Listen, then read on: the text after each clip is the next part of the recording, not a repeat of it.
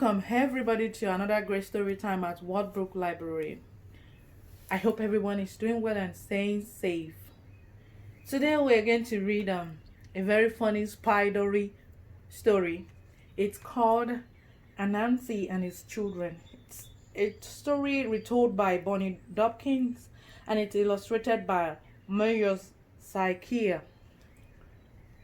Anansi and His Children is about a spider, a mother spider, and its children. Let's go on an adventure with them.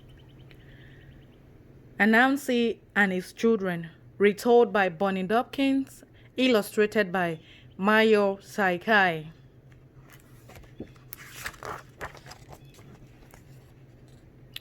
Far, far away in the land of the Ashanti, there once lived a most marvelous creature. Its name was Anansi, and he was a spider.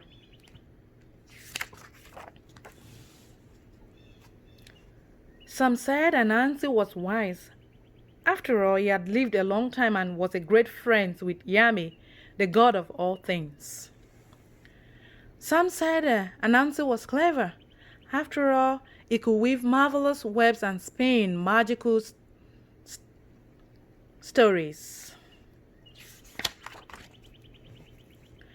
Some said Anansi was a mischief maker.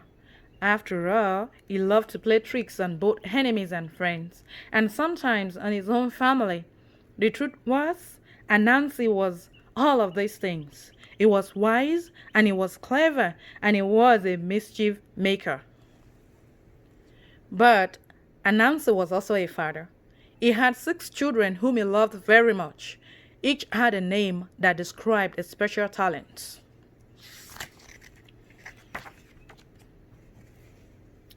The first child was called Sea Trouble because that's what he could do.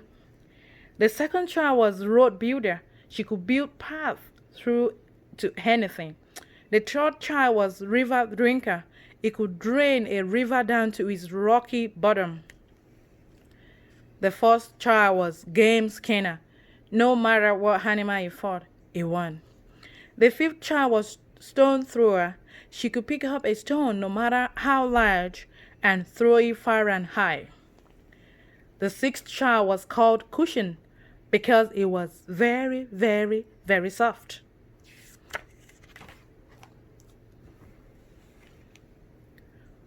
One day, Anansi found a strange glowing orb in the forest. "How beautiful," he said. "I'll give it to one of my children, but who?" It thought and thought. "I know," said clever Anansi. "I will go far away and my children will think I'm lost. Whoever loves me most will come to find me, and that child will receive the orb." So Anansi set off. But before he had gone far, wind came rushing across the plains. It picked Anansi up and spun him up through the air with all his 8 legs twirling. "Ho, ho, ho, ho, ho, Anansi," said the wind. "It's time somebody played a trick on you." Wind took Anansi across the plains, through a forest and over a mountain. Then it dropped Anansi by the side of a river. "Goodbye, Anansi," laughed the wind. "Have a nice walk home." But Anansi was very dizzy from the spinning and the twirling. Before he knew it, he tumbled into the river. "Oh no," said Anansi, rowing with all his 8 legs to get back to shore. But before he could reach land, a big fish saw him wriggling, swam up and swallowed him. That's a fish that swallowed Anansi. Back at home, Sea Trouble saw what had happened. "Father is in trouble," he cried. "We must go and save him." Road Builder hopped into action. She spun a path across the plains, through the forest, over the mountain, and to the river. Can you see Anansi children? Here they are, trying to find a way to get to their father. Now River Drinker went to work, draining the water. Soon the fish was flopping on the rocky bottom. Next game, Skinner spilled his fish wide open. Out popped Anansi. "My wonderful children!" he cried.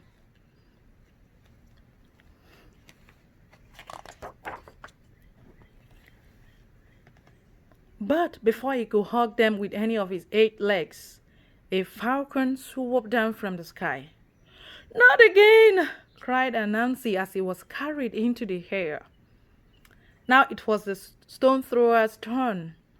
She snatched up a heavy stone and threw it with all her might. The stone hit the bird, who screeched and squawked and dropped Anansi. Cushion scrabbled underneath to protect his father from the fall. That's Cushion right there.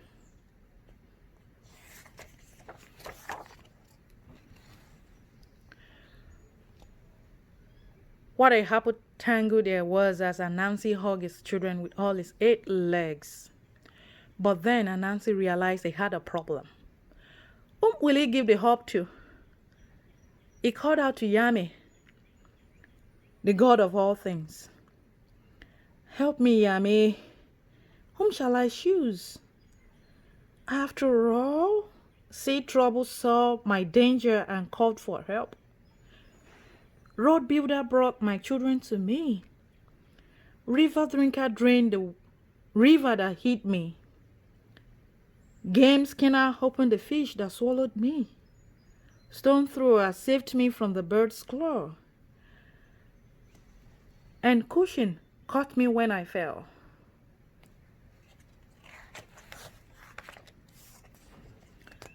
Wise Yami answered, "Then all your children deserve the treasure. Give the hope to me. I will place it in the sky for all of them to enjoy." That's the hope. That's Anansi holding the hope there.